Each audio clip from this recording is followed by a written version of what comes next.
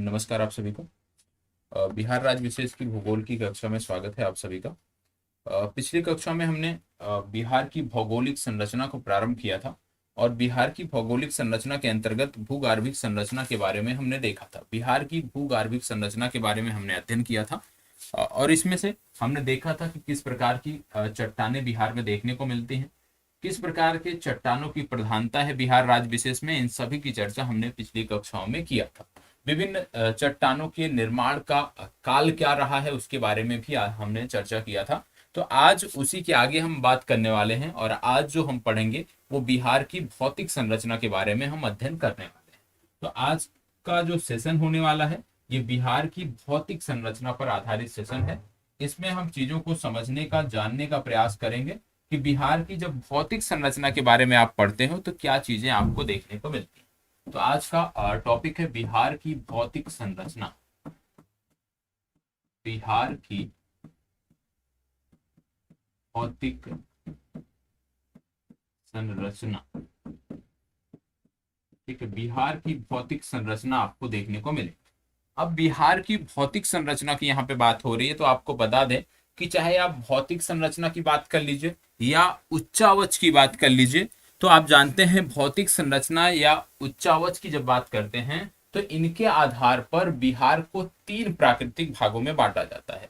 भौतिक संरचना या उच्चावच के आधार पर बिहार को कितने प्राकृतिक भागों में बांटा जाता है? बिहार को 3 प्राकृतिक भागों में बांटा जाता है। अब ये 3 प्राकृतिक भाग कौन कौन से हैं, आइए इनको एक एक करके पहले देखते हैं, फिर मैप में भी हम समझने का प्रयास करेंगे कि कौन सा भाग किस क्षेत्र से संबंधित है। पहला हमें देखने को मिलता है शिवालिक या पर्वतीय क्षेत्र। पहला जो प्राकृतिक भाग है वो है शिवालिक या पर्वतीय क्षेत्र। इसमें कुछ चीजें हैं जो मैं नोट कराऊंगा तो परेशान नहीं होना है। शिवालिक या पर्वतीय क्षेत्र। दूसरा जो भाग देखने को मिलता है और कहीं ना कहीं सबसे महत्वपूर्ण भाग है बिहार के संदर्भ में, यह है बिहार का मैदानी क्षेत्र। बिहार का मैदानी क्षेत्र, बिहार का मैदानी क्षेत्र। और तीसरा जो भाग आपको देखने को मिलता है यहाँ पे बिहार के मैदानी क्षेत्र के बाद तीसरा भाग जो आपको देखने को मिलता है यह है दक्षिण का संकीर्ण पठारी क्षेत्र। क्या है? दक्षिण का संकीर्ण पठारी क्षेत्र। दक्षिण का संकीर्ण पठारी क्षेत्र। तो इन 3 भागों में आप कह लीजिए कि बांटा जाता है, ये आपको पता होना चाहिए, ठीक है। मतलब बिहार की भौतिक संरचना को आप इन तीनों भागों में बांटकर पढ़ते हो। शिवालिक या पर्वतीय क्षेत्र, बिहार का मैदानी क्षेत्र और दक्षिण का संकीर्ण पठारी क्षेत्र, जिसमें सबसे ज्यादा महत्वपूर्ण जो है आपका वो बिहार का मैदानी क्षेत्र है। सबसे ज्यादा मुख्य परीक्षा में जो प्रश्न बनते हैं वो इसी क्षेत्र से संबंधित प्रश्न आपको देखने को मिलते हैं। आप सबको पता होगा कि जब बात करते हैं हम भौतिक संरचना की, थोड़ा सा इसके बारे में हम पढ़ लेते हैं, तो आपको देखने को मिलता है कि बिहार राज्य जो है एक मैदानी राज्य के रूप में जाना जाता है। एक मैदानी भू राज्य के रूप में बिहार राज्य की आप कह सकते हो कि बिहार राज्य को देखा जाता है, या बिहार राज्य की जो पहचान है वह एक मैदानी राज्य के रूप में आपको देखने को मिलती है। हालांकि आपको देखने को मिलता है कि बिहार राज्य भले ही एक मैदानी राज्य के रूप में अपनी पहचान रखता है, लेकिन बिहार राज्य में पर्वत भी आपको देखने को मिलते हैं, पठारी क्षेत्र भी आपको देखने को मिलता है, दलदली क्षेत्र भी आपको देखने को मिलता है और आपको यहाँ पे विभिन्न प्रकार की झीलें भी देखने को मिलती हैं। इसमें आप कह सकते हो कि बिहार राज्य भले ही एक मैदानी क्षेत्र के रूप में अपनी पहचान स्थापित कर चुका है या अपनी पहचान रखता है, लेकिन यहाँ सभी प्रकार की स्थलाकृतियां आपको, सभी प्रकार की भू आकृतियां आपको यहाँ पे देखने को मिलती हैं। जैसे बिहार के उत्तर पश्चिम में यदि हम बात करें, बिहार के उत्तर पश्चिम के क्षेत्र में आप चले जाते हो तो वहां पर आपको देखने को मिलता है शिवालिक पर्वत श्रेणी। बिहार के मध्य भाग में यदि आप यात्रा करते हो तो बिहार का विस्तृत मैदानी क्षेत्र आपको देखने को मिलता है। और यदि आप बिहार के दक्षिणी भागों में चले जाते हो तो बिहार के दक्षिणी भागों में आपको देखने को मिलता है संकीर्ण पठारी क्षेत्र। तो कहीं ना कहीं आप कह सकते हो कि बिहार में विभिन्न प्रकार की चाहे वो पठार हो, मैदान हो, पर्वत हो, झीलें हैं, सभी प्रकार की भौतिक संरचना आपको देखने को मिलती है, भू आकृतियां आपको देखने को मिलती है। बिहार की भौतिक संरचना का निर्माण की यदि हम बात करें तो आपने निर्माण के काल में पढ़ा था कि बिहार की जो भौतिक संरचना का निर्माण हुआ है, इनकी जो चट्टानों का निर्माण हुआ है वो अलग अलग समय कालों में हुआ है। तो विभिन्न समय कालों में निर्माण होने के कारण ही यहाँ पे विभिन्न प्रकार की संरचनाएं और विभिन्न प्रकार की भू आकृतियां, विभिन्न प्रकार की स्थलाकृतियां और विभिन्न प्रकार की चट्टानें आपको देखने को मिलती हैं। भौतिक संरचना या उच्चावच के आधार पर, जैसे हमने पढ़ा कि भौतिक संरचना या उच्चावच के आधार पर बिहार को 3 प्राकृतिक भागों में बांटा जाता है, और इन 3 प्राकृतिक भागों में सबसे पहले शिवालिक या पर्वतीय क्षेत्र, दूसरा बिहार का मैदानी क्षेत्र और तीसरा दक्षिण का संकीर्ण पठारी क्षेत्र आता है। ये तीनों भाग आपको पता होना चाहिए। मुख्य परीक्षा में यदि पूछ लिया जाता है कि बिहार की भौतिक संरचना पर टिप्पणी लिखिए या बिहार की भौतिक संरचना को समझाइए, तो आपको इन्हीं 3 बिंदुओं पर, शिवालिक या पर्वतीय क्षेत्र, बिहार का मैदानी क्षेत्र और तीसरा दक्षिण का संकीर्ण पठारी क्षेत्र, इन्हीं तीनों पर अपनी चर्चा को लिखनी होगी। लेकिन सबसे ज्यादा जो फोकस करना होगा वो बिहार के मैदानी क्षेत्र पर करना होगा, क्योंकि इन 3 प्राकृतिक भागों में जो सबसे ज्यादा जनसंख्या का संकेंद्रण है, सबसे ज्यादा महत्वपूर्ण जो है वो आपका बिहार का मैदानी क्षेत्र है। ठीक है, अब आगे बढ़ते हैं। अब इसमें एक एक करके हम इनको देखते हैं। ठीक है, अभी मैप पर भी हम समझेंगे चीजों को। अब जैसे हम पढ़ते हैं शिवालिक या पर्वतीय क्षेत्र, पहले की हम बात करते हैं शिवालिक या पर्वतीय क्षेत्र के बारे में। अब यहाँ सबसे पहले हम देखेंगे और मैप में भी अभी मैं आपको चीजों को दिखाऊंगा। ठीक है, सबसे पहले शिवालिक या पर्वतीय क्षेत्र की यहाँ पे हम बात कर लेते हैं। शिवालिक या पर्वतीय क्षेत्र की जब आप बात करते हैं, इसके विस्तार की जब बात करते हैं, इसके विस्तार की बात करते हैं, अभी मैप में दिखाऊंगा तो ज्यादातर चीजें आपकी स्पष्ट हो जाएंगी। ठीक है, इसके विस्तार की यदि हम बात करें तो देखने को मिलता है कि इसका जो विस्तार है ये बिहार के उत्तर पश्चिम भाग में देखने को मिलता है। कहां पे देखने को मिलता है? चंपारण वाला एरिया है, तो बिहार के उत्तर पश्चिम भाग में इसका विस्तार देखने को मिलता है। उत्तर पश्चिम भाग में इसका विस्तार देखने को मिलता है, ये आपको पता होना चाहिए। इसके साथ साथ आपको बता दें कि इसका क्षेत्रफल यदि आपसे पूछ लिया जाए तो इसका जो क्षेत्रफल है लगभग 932 वर्ग किलोमीटर। इसका जो क्षेत्रफल है वो लगभग 932 वर्ग किलोमीटर के एरिया में है, ये आपको पता होना चाहिए, ये विस्तारित है। इसके साथ साथ क्षेत्रफल के बाद यदि हम अगले बिंदु की बात करें, औसत ऊंचाई की बात करें, तो इसकी जो औसत ऊंचाई है वो 80 से 850 मीटर तक देखने को मिलती है। औसत ऊंचाई, ये सब प्रीलिम्स के फैक्ट हैं जो पूछे जाते हैं। औसत ऊंचाई की बात करें तो यहाँ पे 80 से लेकर के 850 मीटर तक की ऊंचाई आपको देखने को मिलती है, इसकी औसत ऊंचाई देखने को मिलती है, ये आपको पता होना चाहिए। और आपको बता दें कि अध्ययन की सुविधा की दृष्टि से, या आप ऐसे भी कह सकते हो कि स्थानीय उच्चावच के आधार पे, क्योंकि यहाँ पे आपने देखा कि 80 से लेकर के 850 मीटर तक की इसकी ऊंचाई देखने को मिलती है। कहीं कहीं 80, सबसे कम न्यूनतम 80 और अधिकतम 850 मीटर तक। तो इसकी जो ऊंचाई है, मतलब इसके उच्चावच के आधार पे, शिवालिक या पर्वतीय क्षेत्र के उच्चावच के आधार पे इसको 3 उपभागों में बांटा जाता है। कितने? 3 उपभागों में बांटा जाता है। और 3 उपभागों की बात करें तो ये आपकी परीक्षा के लिए महत्वपूर्ण है, यहां से प्रीलिम्स के प्रश्न बनते हैं। ये जो 3 इनके उपभाग हैं, इनके बारे में भी आपको पता होना चाहिए। आपको बता दें ये 3 जो उपभाग हैं, इसमें आपको सोमेश्वर श्रेणी आपने पढ़ा होगा, सोमेश्वर श्रेणी,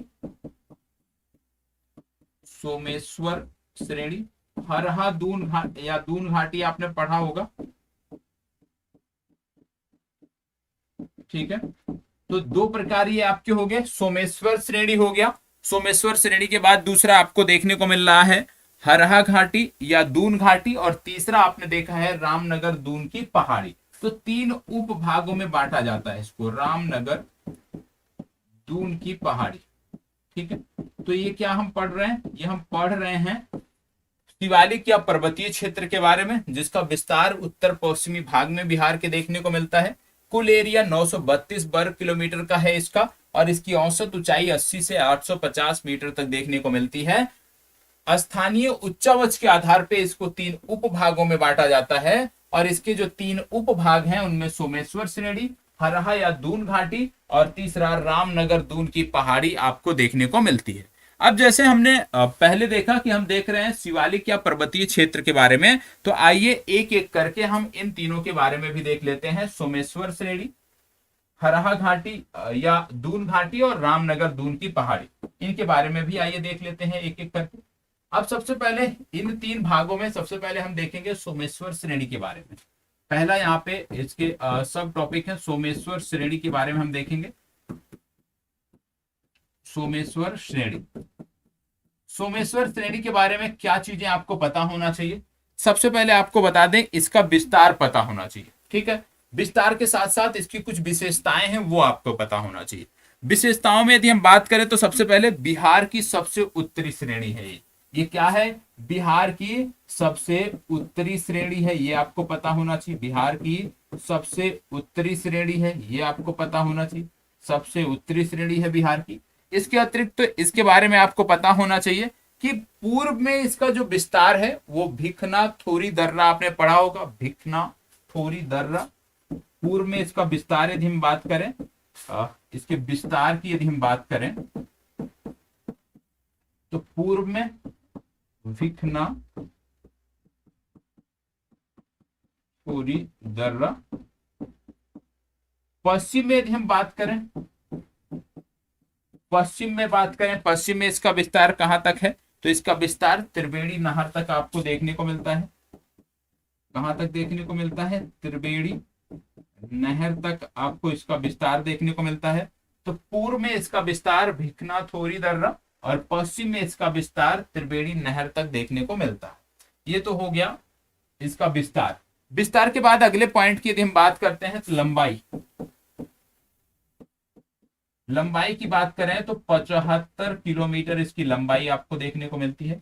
मतलब ये जो श्रेणी है कुल 75 किलोमीटर लंबी श्रेणी आपको बिहार में देखने को मिलती है, ठीक है। चौड़ाई की यदि हम बात करें, इसके चौड़ाई, लंबाई के बाद इसमें चौड़ाई की यदि हम बात करें तो चौड़ाई की जब हम बात करते हैं सोमेश्वर श्रेणी की तो 5 से 6 किलोमीटर चौड़ाई देखने को मिलती है। 5 से 6 किलोमीटर चौड़ाई इसकी देखने को मिलती है। और यह भी देखने को मिलता है कि इसका जो उत्तरी भाग है वो नेपाल, इसका जो शीर्ष भाग है, सबसे उत्तरी भाग या शीर्ष भाग कह लीजिए, वो नेपाल से अलग करता है इसको, ठीक है। तो कहीं ना कहीं ये भारत को नेपाल से अलग करने वाली श्रेणी के रूप में भी आपको देख सकते हैं। इसका उत्तरी भाग जो है वो नेपाल से अलग करता है। आप जानते हैं क्योंकि ये क्या है, पर्वतीय क्षेत्र है, मतलब ऊंचाई पे 850 मीटर की ऊंचाई तक है, ठीक है।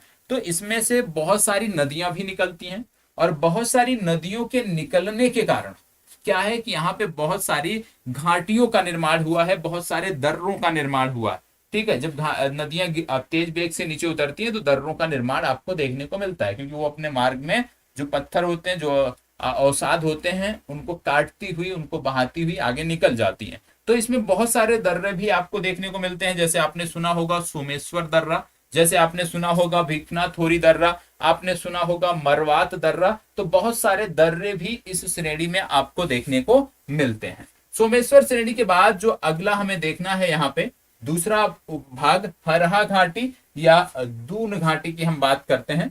तो दूसरा जो इसमें हम देख रहे हैं वो है हरहा घाटी या दून घाटी की हम बात करेंगे।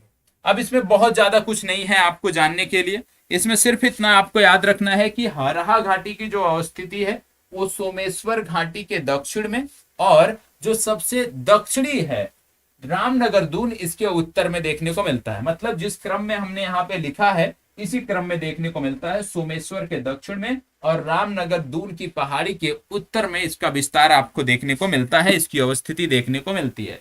लंबाई की यदि हम बात करें तो इसकी लंबाई लगभग 24 किलोमीटर तक इसकी लंबाई आपको देखने को मिलती है, ठीक है। तीसरा क्या आ गया आपका, तीसरा आ गया रामनगर दून की पहाड़ी। रामनगर दून की पहाड़ी, ठीक है। रामनगर दून की पहाड़ी में यदि हम बात करें तो आपको देखने को मिलता है कि ये सोमेश्वर के दक्षिण में है और हरहा दून घाटी के भी दक्षिण में है। तो दोनों के दक्षिण में आप कह सकते हो, तो ज्यादा बेहतर है कि आप बोलो सोमेश्वर के दक्षिण में देखने को मिलता है। इसकी लंबाई यदि हम बात करें तो इसकी लंबाई आपको 32 किलोमीटर देखने को मिलती है। 32 किलोमीटर आपको देखने को मिलती है। चौड़ाई की यदि हम बात करें लंबाई 32 किलोमीटर, चौड़ाई की बात करें तो 8 किलोमीटर चौड़ाई देखने को मिलती है। और यदि हम कुल इसके भौगोलिक विस्तार की बात करें, ठीक है, क्षेत्रफल की बात करें, तो आपको देखने को मिलता है 214 वर्ग किलोमीटर के क्षेत्रफल पर इसका विस्तार है। 214 वर्ग किलोमीटर के एरिया पर इसका विस्तार आपको देखने को मिलता है, ये आपको पता होना चाहिए। अधिकतम ऊंचाई इसकी कहां पे है, तो आपको बता दें इसकी अधिकतम ऊंचाई संतपुर नामक एक स्थान है, संतपुर नामक स्थान के पास है, जहां पे अधिकतम ऊंचाई इसकी लगभग 242 मीटर बताई जाती है। ठीक है, तो ये आपको पता हो गया तीनों के बारे में। आपने देखा शिवालिक श्रेणी के बारे में आपने विस्तृत जानकारी किया, शिवालिक या पर्वतीय क्षेत्र के बारे में आपने देखा। ठीक है, शिवालिक का जो पर्वतीय क्षेत्र है उसके बारे में आपने अध्ययन किया। अब इसके बाद दूसरा जो प्रकार था उसके बारे में हम आ जाते हैं। सारा देख के इसके बाद फिर मैप पे आएंगे तो चीजें हमारी एक बार रिवाइज हो जाएंगी और बहुत अच्छे तरीके से हमें समझ में आएगा। अब इतना हमने जो देखा है इसमें हमने शिवालिक या पर्वतीय क्षेत्र को कवर किया है। शिवालिक या पर्वतीय क्षेत्र के बाद दूसरा आपका आता है बिहार का मैदानी क्षेत्र। तो अब जो आगे आप देखने वाले हो ये हम बिहार के मैदानी क्षेत्र के बारे में यहाँ पे हम जिक्र करेंगे। तो आइए देख लेते हैं, दूसरा भाग यहां से शुरू होगा, बिहार का मैदानी क्षेत्र। बिहार का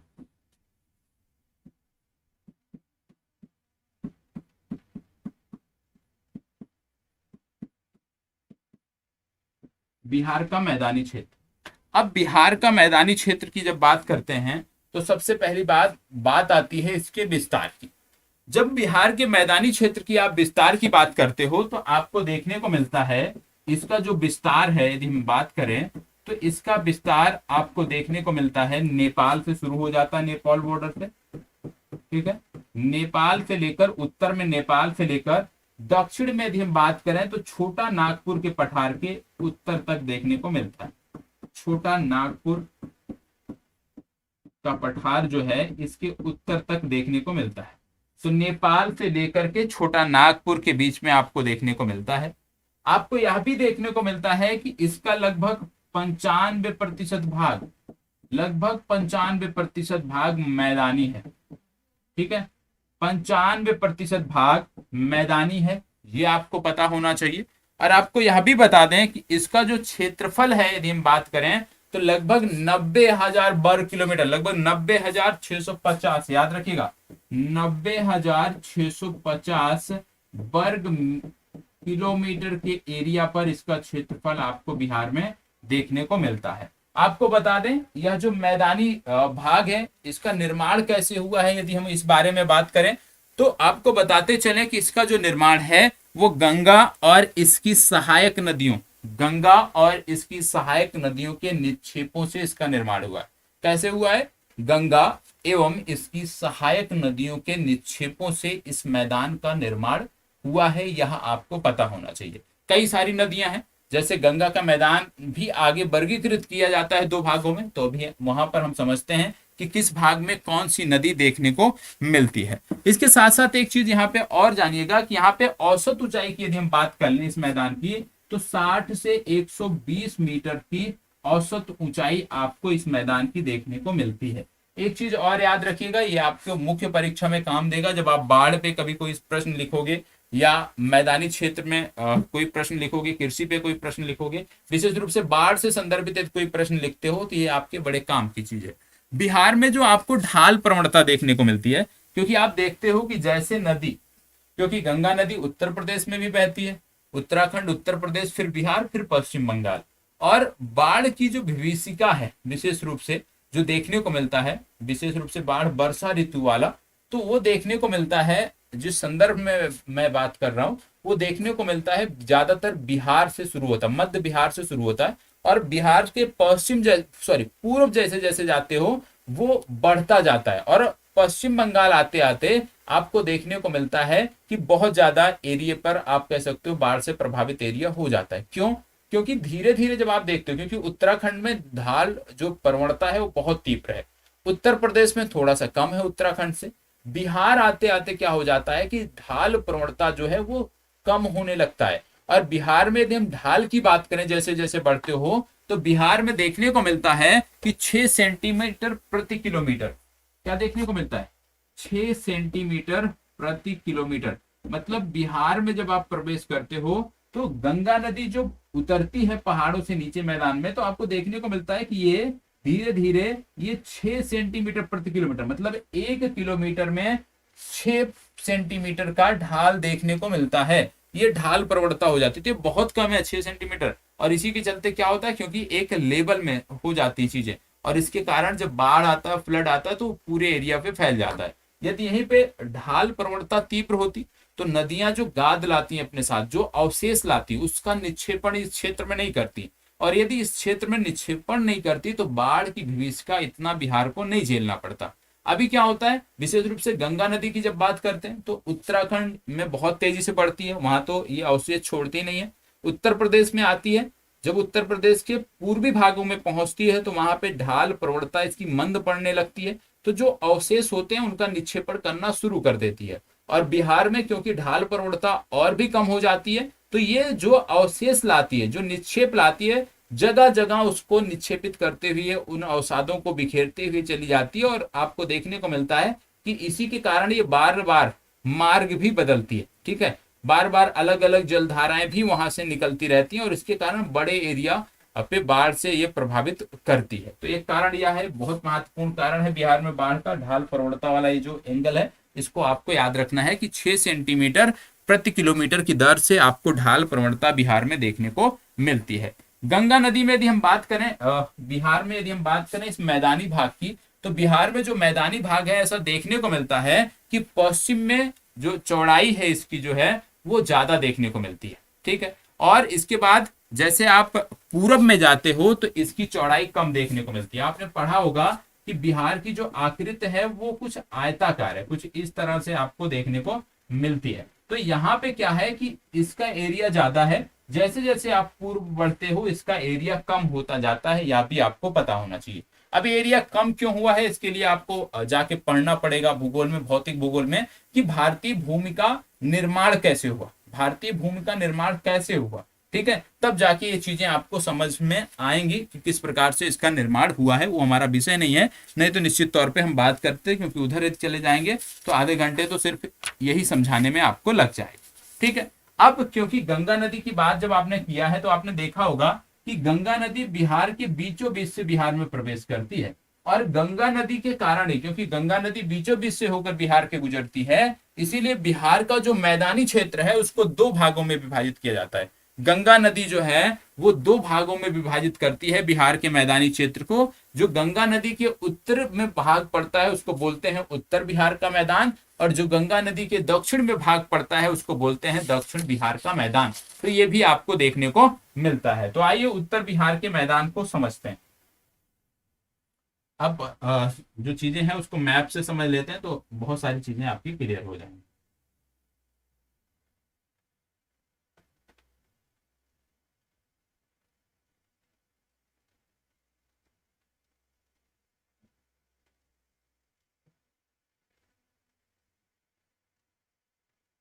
चलिए, ये आपको देखने को मिल रहा होगा मैप, चीजें यहाँ पे स्पष्ट हैं, कोई समस्या किसी को नहीं होनी चाहिए। ठीक है, दिख भी रहा है, पूरा पूरा विजिबल है, इसलिए किसी को कोई समस्या नहीं होनी चाहिए। अब यहाँ पे आप देख रहे होंगे ये मैप है, इसमें अभी तक जितना हमने पढ़ा है उसको पहले हम समझ लेते हैं। सबसे पहले हमने पढ़ा शिवालिक के बारे में। सबसे पहले जो हमने अध्ययन किया वो हमने शिवालिक के बारे में अध्ययन किया कि शिवालिक या पर्वतीय क्षेत्र जो है, और हमने देखा कि इसको 3 उपभागों में बांटा जाता है। और इन 3 उपभागों में सबसे पहले आपको देखने को मिलता है सोमेश्वर श्रेणी। सोमेश्वर श्रेणी की बात करें तो सोमेश्वर श्रेणी का जो एरिया है वो इसी एरिया में आपको देखने को मिलता है, यहाँ पे सोमेश्वर श्रेणी हो जाता है। सोमेश्वर श्रेणी के बाद जब आप नीचे देखते हो तो ये जो एरिया आपको देखने को मिलता है ये वाला, ये आपका हरहा या दून घाटी का एरिया हो जाता है। और ये वाला जो एरिया आपको देखने को मिलता है ये रामनगर दून का जो एरिया है वो हो जाता है। ठीक है, रामनगर श्रेणी की जो बात करते हैं, तीसरा जो उपभाग है उसकी बात यहाँ पे हो जाती है, तो ये आपको पता होना चाहिए। ठीक है, तो बीच में ये जो लाइन है ये वाली, ये हरहा दून हो गया, और ये तीसरी जो है ये आपकी हो गई रामनगर दून की पहाड़ी। ठीक है, तो ये 3 भाग आपको देखने को मिलते हैं। अब हम क्योंकि बात कर रहे थे गंगा की, मैदानों की, तो गंगा नदी ये आपको देखने को मिल रही है, ये एंटर करती है बिहार में। ठीक है, और इस प्रकार से पश्चिम बंगाल में निकल जाती है। तो गंगा नदी जो है ये बिहार के मैदानी भाग को दो भागों में विभाजित करती है। एक हो गया उत्तर का मैदान और एक हो गया दक्षिण का मैदान। उत्तर के मैदान की यदि हम बात करते हैं तो ये जो पूरा एरिया है ये आपके उत्तर के मैदान के अंतर्गत आता है। ठीक है, ये बिहार में उत्तर का गंगा का उत्तरी मैदान है, ये आप कह सकते हो। ठीक है, अब जब आप आगे बढ़ते हो तो आपको देखने को मिलता है ये जो दक्षिणी भाग है, ये जो दक्षिणी भाग है ये क्योंकि गंगा नदी के दक्षिण में है इसलिए इसे दक्षिण का मैदान कहते हैं, ये आपको पता होना चाहिए। ठीक है, तो ये दो भाग हो गए, दो भागों में इसको विभाजित किया जाता है, ये दोनों भाग आपने देख लिए। अब इसमें आपको देखने को मिलता है कि उत्तर बिहार का जो मैदान है, ये वाला जो एरिया है इसकी हम बात कर रहे हैं, उत्तर बिहार के मैदान की एरिया की बात कर रहे हैं, इसकी हम बात कर रहे हैं। तो देखने को मिलता है कि उत्तर बिहार का जो मैदान है इसका जो क्षेत्रफल है वो देखने को मिलता है 56,980 वर्ग किलोमीटर। क्या देखने को मिलता है? 56,980 वर्ग किलोमीटर। ये क्या है? ये उत्तर के मैदान का क्षेत्रफल है 56,980 वर्ग किलोमीटर। ये आपको पता होना चाहिए। उत्तर बिहार का जो मैदान है उसका क्षेत्रफल 56,980 वर्ग किलोमीटर देखने को मिलता है। विस्तार कहां से कहां तक देखने को मिलता है? आप देख रहे होंगे ये हिमालयन रेंज है। ठीक है, मतलब हिमालयन रेंज से लेकर के ये तराई तक इसका विस्तार आपको देखने को मिलता है। हिमालयन रेंज से लेकर के तराई तक इसका विस्तार देखने को मिलता है। निर्माण की यदि हम बात करते हैं तो इसका निर्माण एकमात्र गंगा नदी के कारण नहीं है, इसकी बहुत सारी सहायक नदियां हैं। तो गंगा और इसकी सहायक नदियों से इसका निर्माण हुआ है, ये आपको पता होना चाहिए। और एक शब्द आपने सुना होगा दोआब। दोआब शब्द आपने अवश्य सुना होगा। ये लगभग हर जगह प्रत्येक राज्य में ये चीजें देखने को मिलती हैं। अब दोआब क्षेत्र जो आपने पढ़ा होगा, आप जानते हैं दो नदियों के मध्य स्थित जो क्षेत्र होता है उसी को बोलते हैं दोआब क्षेत्र। क्या बोलते हैं? दो नदियों के मध्य जो क्षेत्र स्थित होता है उसी को बोलते हैं दोआब क्षेत्र। और इस पूरे मैदानी क्षेत्र में यदि हम बात करें तो 3 दोआब क्षेत्र आपको देखने को मिलते हैं। कौन कौन से? पहला महानंदा और कोसी दोआब क्षेत्र आपको देखने को मिलता है। कौन कौन से? महानंदा और कोसी। महानंदा कोसी दोआब क्षेत्र देखने को मिलता है। दूसरा जो दोआब क्षेत्र आपको यहां पे देखने को मिलता है वो है कोसी और गंडक दोआब क्षेत्र। कोसी और गंडक दोआब क्षेत्र। और तीसरा जो यहां पे देखने को मिलता है, अब नदी कौन सी बची है? घाघरा। तो गंडक और घाघरा दोआब क्षेत्र आपको देखने को मिलता है। गंडक और घाघरा दोआब क्षेत्र आपको देखने को मिलता है। ये 3 दोआब क्षेत्र आपको यहाँ पे देखने को मिलते हैं। एक चीज और यहाँ पे आपको समझना है, यदि हम ढाल की बात करें तो जैसे जैसे इस मैदान की, क्योंकि अब हम सिर्फ बिहार के उत्तर के मैदान की बात कर रहे हैं, या दूसरे शब्दों में आप कह लीजिए तो उत्तर बिहार के मैदान की बात कर रहे हैं। तो जब उत्तर बिहार के मैदान की हम बात कर रहे हैं तो इसका जो ढाल देखने को मिलता है वो उत्तर से दक्षिण की तरफ देखने को मिलता है, या कहीं कहीं ऐसा बोला जाता है उत्तर पश्चिम से दक्षिण पूर्व तक देखने को मिलता है। ठीक है, तो दोनों संदर्भों में बात सही है। अब ये ढाल की बात हो गई, हमने दोआब के बारे में देख लिया। अब ये दोआब है कहाँ कहाँ पे, आइए इसको हम समझ लेते हैं, इसको देख लेते हैं। अभी तो हमने सिर्फ ये देख लिया कि ये 3 दोआब के क्षेत्र यहाँ पे देखने को मिलते हैं। अब कौन सा कहाँ मिलता है इसको भी हम देख लेते हैं। अब दोआब क्षेत्रों की जब आप बात कर रहे हो तो सबसे पहला जो नाम आता है वो यहाँ पे हमें समझना है घाघरा गंडक दोआब क्षेत्र के बारे में। घाघरा गंडक दोआब क्षेत्र के बारे में तो कुछ इस तरह से, ये जो एरिया है, ये जो एरिया आपका है इसको बोलते हैं घाघरा गंडक दोआब क्षेत्र। घाघरा गंडक दोआब क्षेत्र, पहला तो ये हो गया घाघरा गंडक दोआब क्षेत्र। घाघरा गंडक दोआब क्षेत्र की बात करें फिर गंडक कोसी दोआब क्षेत्र की बात आती है। और जब गंडक कोसी दोआब क्षेत्र की यहाँ पे आप बात करोगे, ये देखो ये जुड़ जाता है इसी से, ये ऐसे जुड़ जाएगा इस प्रकार से। ठीक है, अब जब गंडक कोसी दोआब क्षेत्र की बात करते हो तो यहाँ पे इस तरह से कुछ देखने को आपको मिलता है।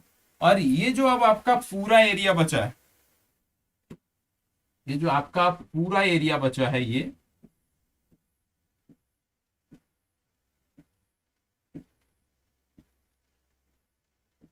ये जो ब्लू पेन से आप देख रहे हैं एरिया, ये वाला है गंडक कोसी दोआब या मिथिला क्षेत्र इसको बोलते हैं।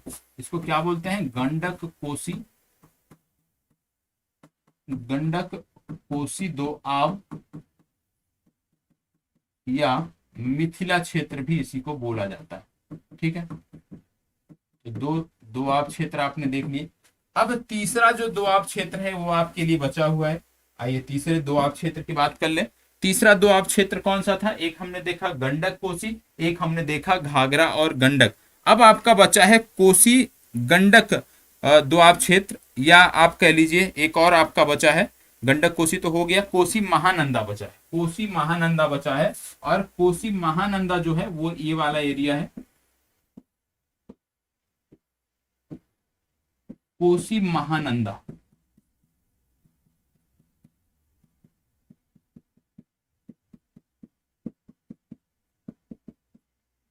ठीक है, कोसी महानंदा दोआब। तो आपने देखा कि विशेष रूप से जो आपको यहाँ पे तीन प्रमुख दोआब देखने को मिले हैं बिहार के। जब आप उत्तरी मैदान की बात कर रहे हैं, या दूसरे शब्दों में यदि हम बात करें तो उत्तर बिहार के जो मैदान की आप बात कर रहे हैं, इसमें तीन दोआब क्षेत्र आपको देखने को मिलते हैं। और यहां से आप कह सकते हो ये इसका बॉर्डर एरिया है, क्योंकि यहीं से आपकी महानंदा आपको देखने को मिलती है।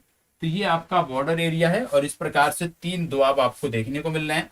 पहला घाघरा गंडक दोआब क्षेत्र, दूसरा गंडक कोसी दोआब क्षेत्र, और तीसरा कोसी महानंदा दोआब क्षेत्र आपको देखने को मिलता है।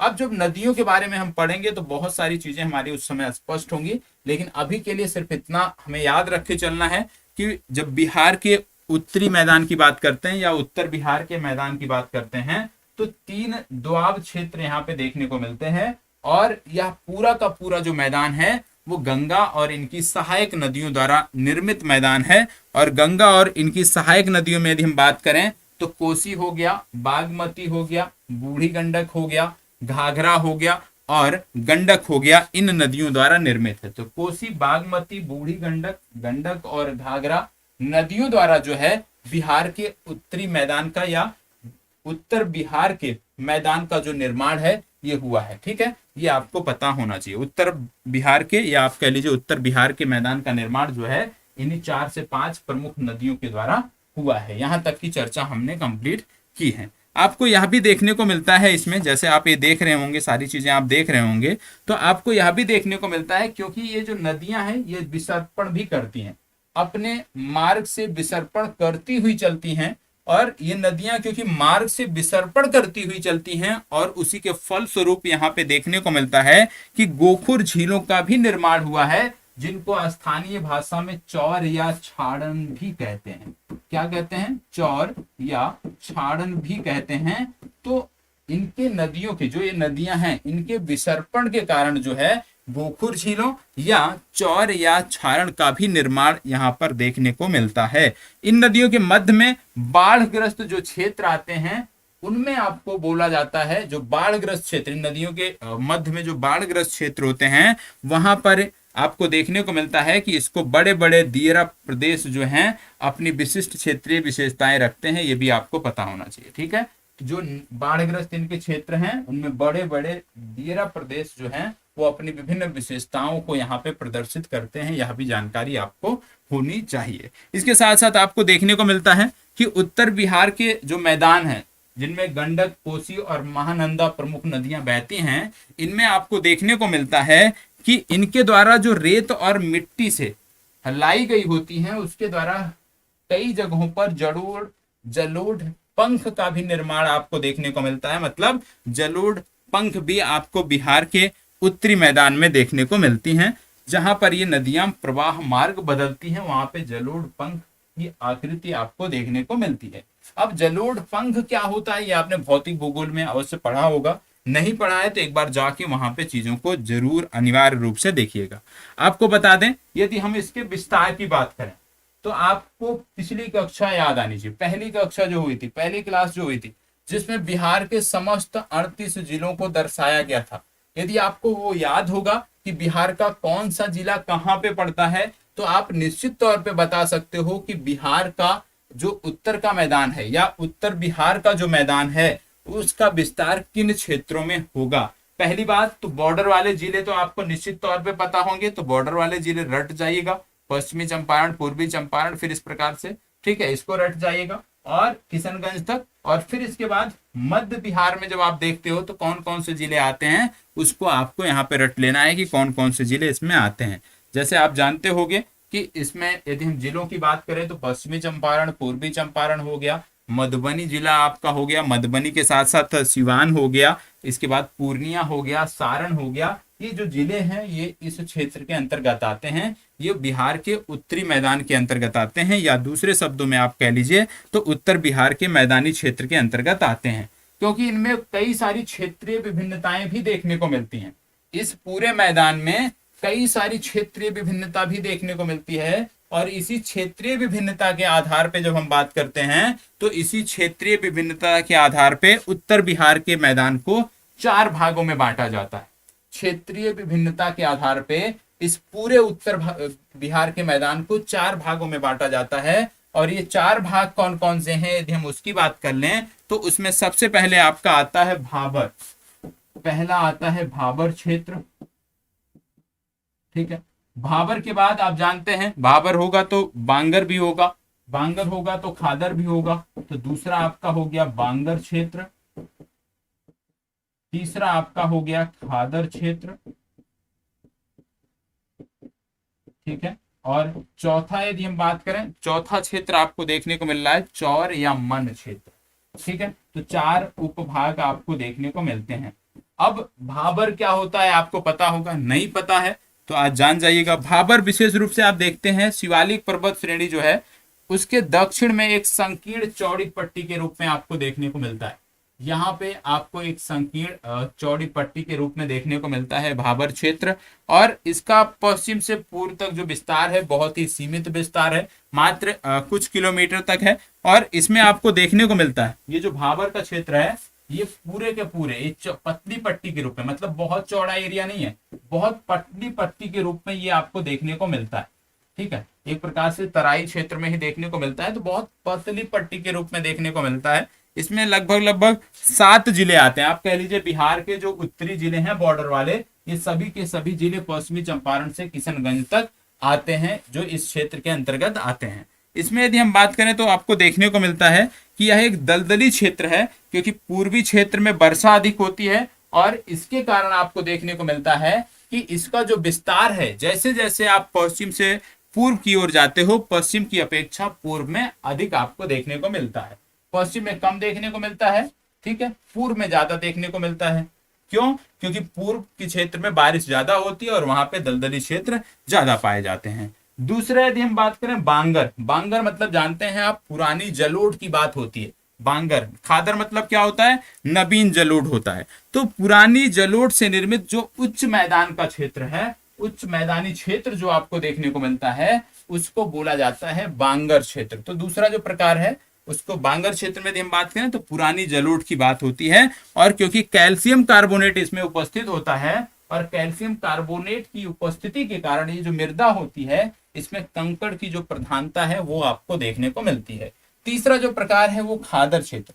खादर मतलब होता है नवीन जलोढ़, जहां पे हर वर्ष नदियां ला के अपने निक्षेप छोड़ती हैं, ठीक है। जलोढ़, नवीन जलोढ़ का निर्माण होता है, और विशेष रूप से जो कोसी और गंडक का एरिया है, कोसी और गंडक के मध्य क्षेत्र में इसका विस्तार सबसे ज्यादा देखने को मिलता है, क्योंकि सबसे ज्यादा जो जलोढ़ इस मैदान में लाया जाता है, नवीन जलोढ़, वो कोसी और गंडक के द्वारा ही लाया जाता है। तो कोसी और गंडक के संदर्भ में आपको ये देखने को मिलता है, ठीक है। और इसमें प्रत्येक वर्ष नवीन प्रत का निर्माण होता है, और ये बहुत उपजाऊ क्षेत्र भी माना जाता है।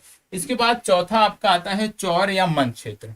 चौर या मन क्षेत्र की बात करें तो आप जानते होंगे कि बिहार के उत्तरी मैदान में प्राकृतिक रूप से जलमग्न निम्न भूमि भी पाई जाती है, और ये जो प्राकृतिक रूप से जलमग्न निम्न भूमि आपको उत्तरी मैदान में देखने को मिलती है, इसी को चौर या मन कहा जाता है। और विशेष रूप से पूर्वी चंपारण और पश्चिमी चंपारण के क्षेत्रों में इसका विस्तार आपको देखने को मिलता है। तो ये तो चर्चा होगी भैया बिहार के, आप कह लीजिए उत्तर बिहार के मैदान की चर्चा हो गई, और उत्तर बिहार के मैदान की बाद फिर दक्षिण बिहार के मैदान की बात आएगी, इस क्षेत्र की बात आएगी। लेकिन पहले उत्तर बिहार के मैदान तक की जितनी चर्चा हुई है उसको हम क्रमवार तरीके से नोट कर लेते हैं और उसके बाद पुनः आगे बढ़ेंगे और दक्षिण बिहार के मैदान की चर्चा देखेंगे। तो चलिए सभी पहले नोट कर लेते हैं इतनी चीजों को। हेडिंग डालिएगा बिहार की भौतिक संरचना। बिहार की भौतिक संरचना हेडिंग डालना है और फिर उसी के अंतर्गत नोट करना है। बिहार की भौतिक संरचना, बिहार की भौतिक संरचना, बिहार की भौतिक संरचना और उसी में नोट करना है। बिहार की भौतिक संरचना इसी में नोट करिएगा। बिहार राज्य की पहचान, बिहार राज्य की पहचान एक मैदानी भूभाग के रूप में है। बिहार राज्य की पहचान एक मैदानी भू राज्य के रूप में है, मैदानी भूभाग के रूप में है।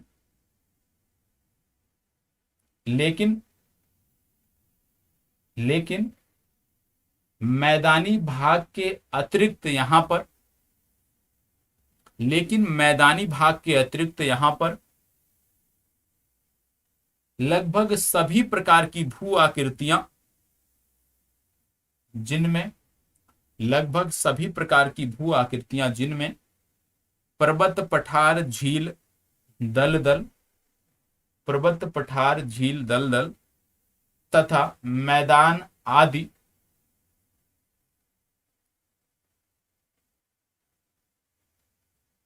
पाई जाती हैं, मैदान आदि पाई जाती हैं।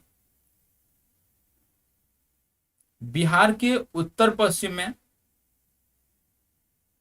बिहार के उत्तर पश्चिम में शिवालिक पर्वत श्रेणी,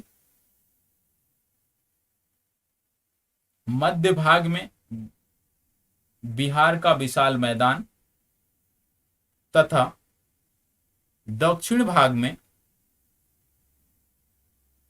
संकीर्ण पठारी क्षेत्र तथा दक्षिण भाग में संकीर्ण पठारी क्षेत्र विस्तारित है।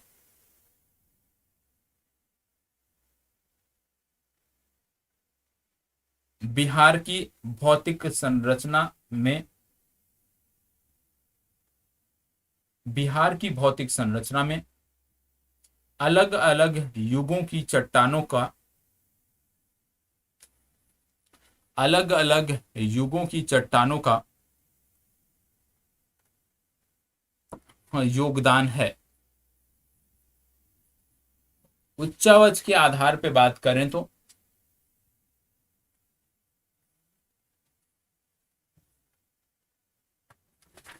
उच्चावच के आधार पे बात करें तो बिहार को 3 प्राकृतिक प्रदेशों में विभाजित किया जाता है। उच्चावच के आधार पे बात करें तो बिहार को 3 प्राकृतिक प्रदेशों में विभाजित किया जाता है।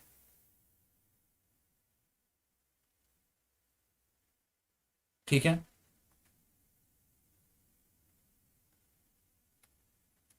अब ये 3 कौन से हैं अभी आपको बताया गया था क्रम से, उम्मीद करता हूं याद होगा। तो बिहार की भौतिक संरचना लिखिएगा, 3 भागों में बांटा जाता है ना। तो पहला भाग नोट कर लीजिए, शिवालिक का पर्वतीय क्षेत्र। दूसरा भाग, पहला भाग नोट कर लीजिएगा क्रम से, 1 शिवालिक का पर्वतीय क्षेत्र, दूसरे नंबर पे बिहार का मैदानी क्षेत्र और तीसरे नंबर पे दक्षिण का संकीर्ण पठारी क्षेत्र, दक्षिण का संकीर्ण पठारी क्षेत्र। अब नोट करिएगा, पहली हेडिंग डालिएगा शिवालिक का पर्वतीय क्षेत्र, शिवालिक का पर्वतीय क्षेत्र। इसमें लिखिएगा इसका विस्तार बिहार के उत्तर पश्चिम भाग में, बिहार के उत्तर पश्चिम भाग में लगभग 932 वर्ग किलोमीटर के क्षेत्र में हुआ है। इसका विस्तार बिहार के उत्तर पश्चिम भाग में लगभग 932 वर्ग किलोमीटर के क्षेत्र में देखने को मिलता है, 932 वर्ग किलोमीटर के क्षेत्र में देखने को मिलता है। इस पर्वतीय क्षेत्र की औसत ऊंचाई, इस पर्वतीय क्षेत्र की औसत ऊंचाई 80 से 850 मीटर तक है तथा स्थानीय उच्चावच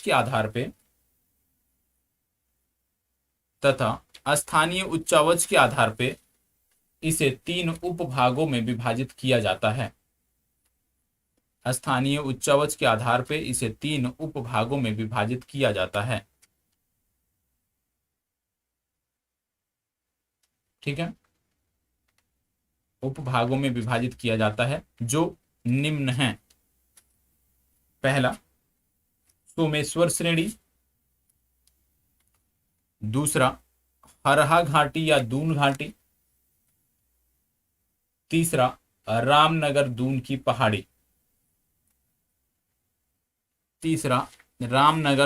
पहाड़ी,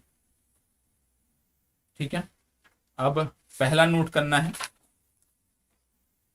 सोमेश्वर श्रेणी,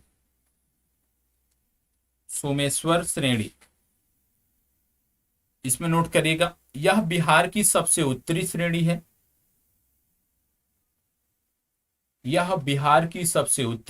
है। जिसका विस्तार पश्चिम में त्रिवेणी नहर से पूर्व में भिखना थोरी दर्रा तक है। इसकी कुल लंबाई 75 किलोमीटर देखने को मिलती है। वहीं इसकी चौड़ाई 5 से 6 किलोमीटर तक है।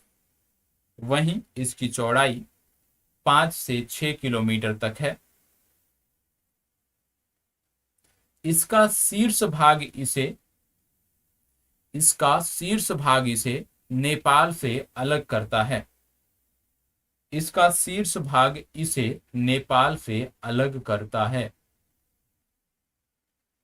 आगे नोट करिएगा सर्वोच्च, इसी में नोट कर लीजिएगा इसकी सर्वोच्च चोटी की ऊंचाई 880 मीटर है, जहां पर सोमेश्वर किला स्थित है।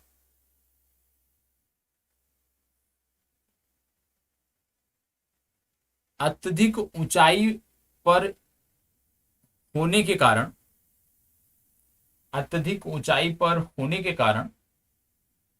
यहां से निकलने वाली नदियां तीव्र बेग से पहाड़ी ढलानों पर नीचे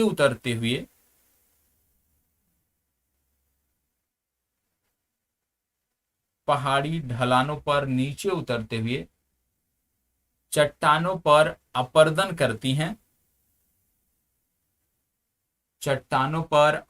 करती हैं। लंबे समय से इस प्रक्रिया के चलने के कारण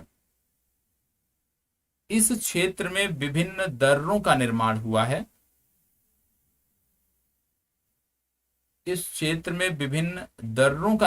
हुआ है। जिनमें सोमेश्वर दर्रा, भिखनाथोरी दर्रा,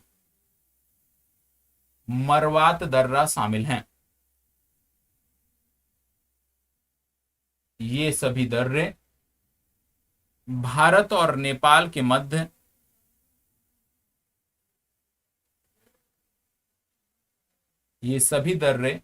बिहार और नेपाल के मध्य यातायात को सुगम बनाते हैं।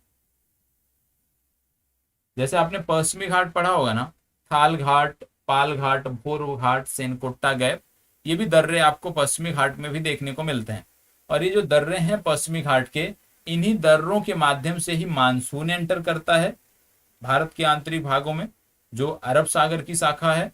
और उसी के साथ साथ इन्हीं दर्रों के माध्यम से यातायात की व्यवस्था जो है वो सुगम हो पाई है जब पश्चिमी घाट से आप भारत के आंतरिक भागों में प्रवेश करते हैं। तो दर्रों का बहुत महत्व है। और पश्चिमी घाट के जो दर्रे हैं, थाल घाट, भोर घाट, पाल घाट, सेनगोट्टा घाट, ये अपने आप में महत्वपूर्ण है। ये आपको क्रम पता होना चाहिए उत्तर से दक्षिण, साथ ही साथ कौन सा दर्रा किस राज्य में है यह भी आपको पता होना चाहिए। ठीक है, आगे दूसरा नोट करिएगा, हरहा घाटी या दून घाटी। हरहा घाटी या दून घाटी, इसमें नोट करिएगा, यह सोमेश्वर श्रेणी तथा यह सोमेश्वर श्रेणी तथा रामनगर दून के मध्य स्थित है। इसकी कुल लंबाई 24 किलोमीटर देखने को मिलती है। इसकी कुल लंबाई 24 किलोमीटर देखने को मिलती है।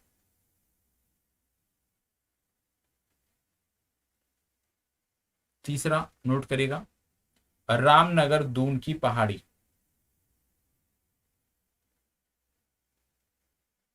रामनगर दून की पहाड़ी, इसमें नोट करेगा, यह सोमेश्वर के दक्षिण में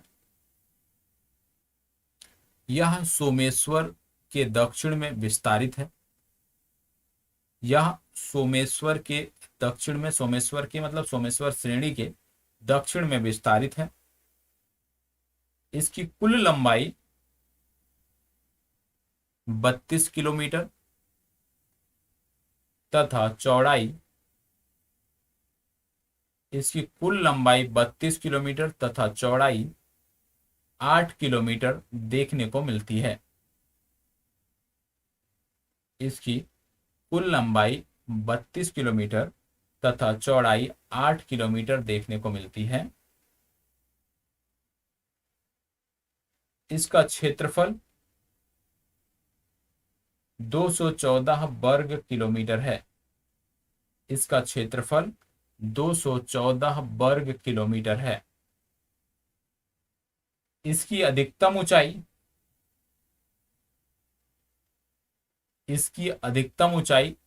242 मीटर है। इसकी अधिकतम ऊंचाई 242 मीटर है, जो संतपुर के निकट देखने को मिलती है। जो संतपुर के निकट देखने को मिलती है।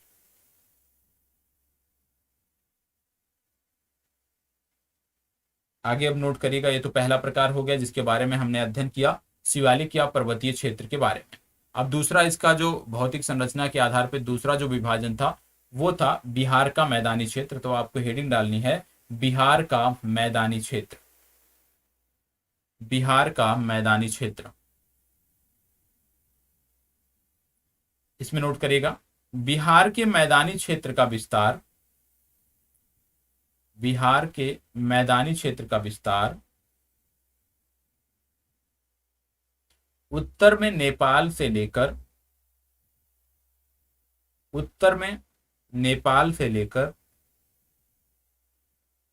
दक्षिण में छोटा नागपुर पठार के उत्तरी सीमा तक देखने को मिलता है।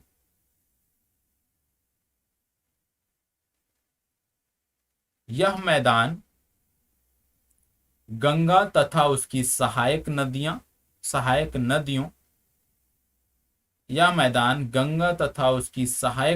द्वारा निर्मित है। इसका कुल क्षेत्रफल 90,650 वर्ग किलोमीटर है। इसका कुल क्षेत्रफल 90,650 वर्ग किलोमीटर है। समुद्र तल से इसकी औसत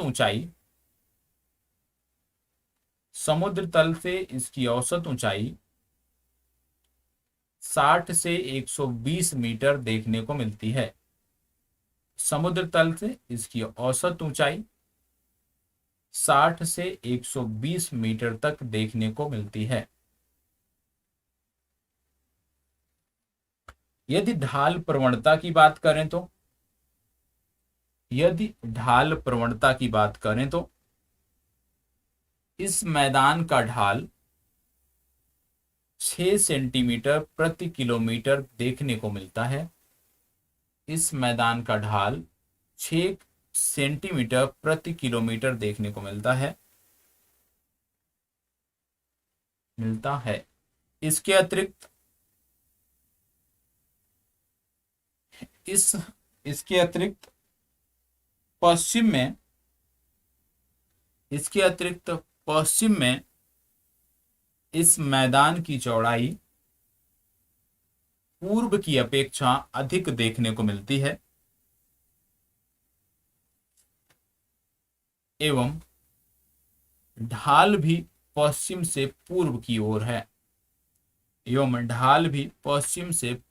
ओर है। गंगा नदी इस मैदान को दो भागों में विभाजित करती है। गंगा नदी इस मैदान को दो भागों में विभाजित करती है जो निम्नवत हैं। पहला, उत्तर बिहार का मैदान और दूसरा दक्षिण बिहार का मैदान। उत्तर बिहार का मैदान और दूसरा दक्षिण बिहार का मैदान। अब हेडिंग डालना है उत्तर बिहार का मैदान और इसमें लिखिएगा उत्तर बिहार के मैदान का निर्माण गंगा एवं उसकी सहायक नदियों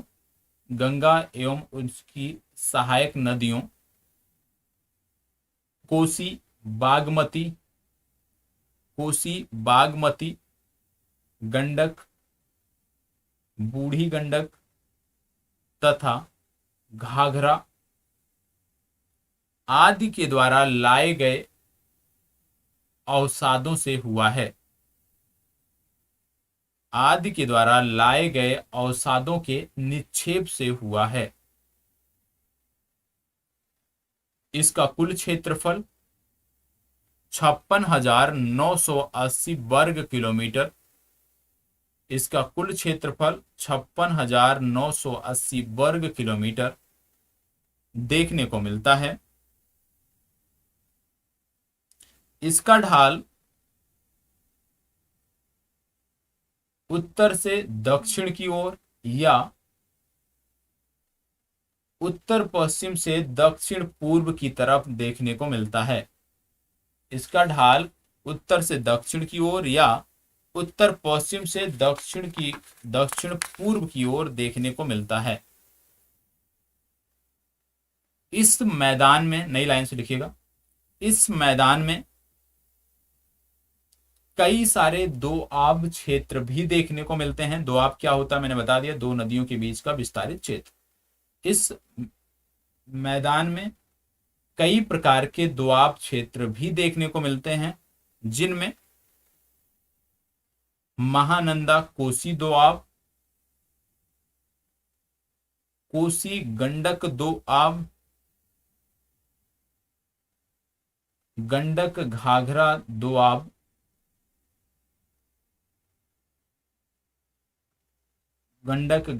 दोआब, प्रमुख हैं। ठीक है, आगे इसी में लिखिएगा उत्तर मैदान की ज्यादातर नदियां, उत्तर बिहार के मैदान की ज्यादातर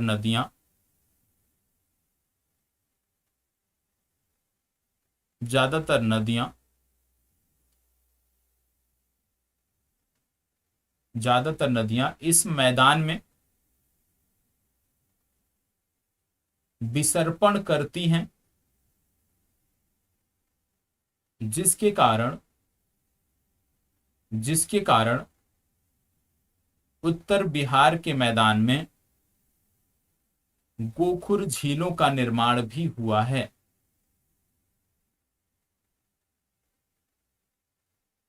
गोखुर झीलों का निर्माण भी हुआ है। आगे इसमें नोट करिएगा, उत्तरी बिहार का मैदान गंडक, कोसी और महानंदा आदि नदियों द्वारा, उत्तरी बिहार का मैदान गंडक, कोसी, महानंदा आदि नदियों द्वारा लाई गई रेत और मिट्टी से निर्मित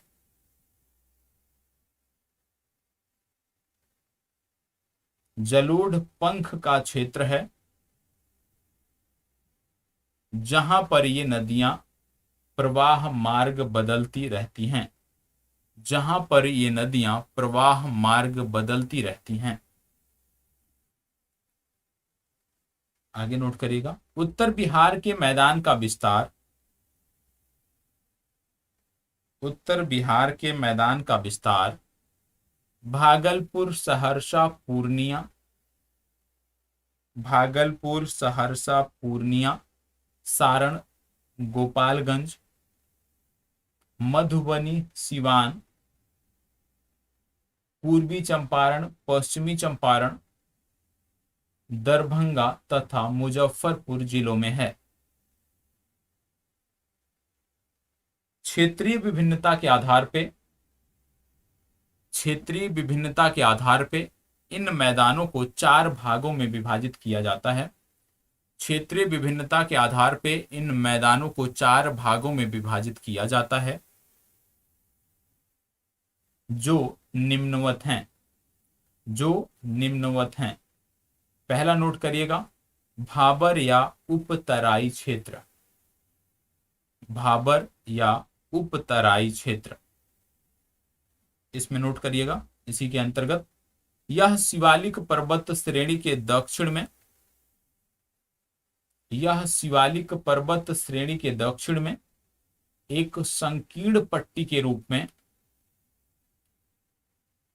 पश्चिम से पूर्व तक विस्तारित है। इसके विस्तार क्षेत्र के अंतर्गत, इसके विस्तार क्षेत्र के अंतर्गत 7 जिले आते हैं, जिनमें किशनगंज, अररिया, सुपौल, मधुबनी, सीतामढ़ी, पूर्वी चंपारण तथा पश्चिमी चंपारण शामिल हैं। ये 7 जिले इसमें आते हैं, ठीक है। इसके दक्षिण में उपतराई क्षेत्र विस्तरित है, जो कि एक दलदली क्षेत्र है।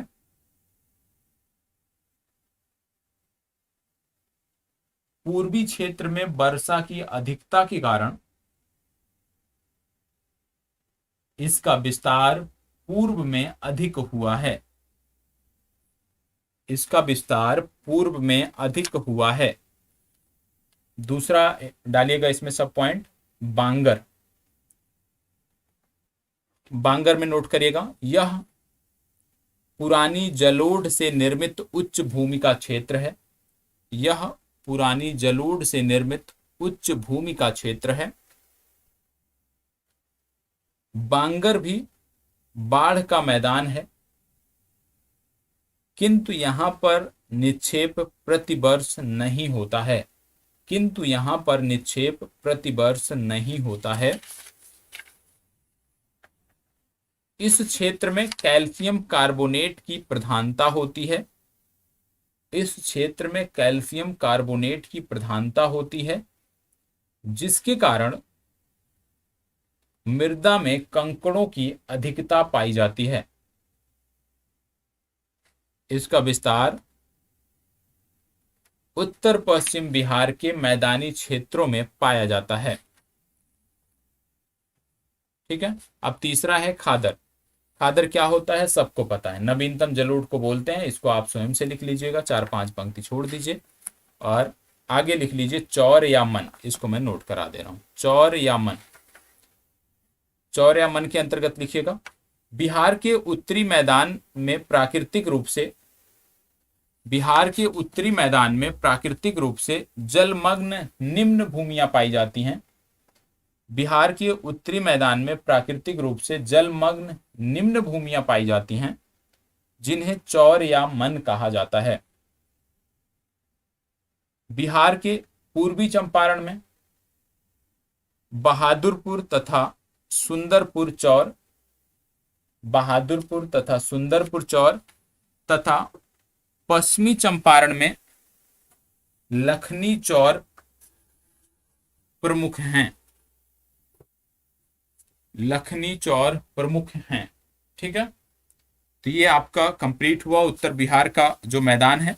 अब दक्षिण बिहार के मैदान की चर्चा बची है, और दक्षिण बिहार के मैदान की जो चर्चा है वो आपको कल देखने को मिलेगी, कल के सेशन में, नेक्स्ट सेशन में आपको देखने को मिलेगी। तो यहाँ तक चीज़ों को कंप्लीट कर लीजिएगा।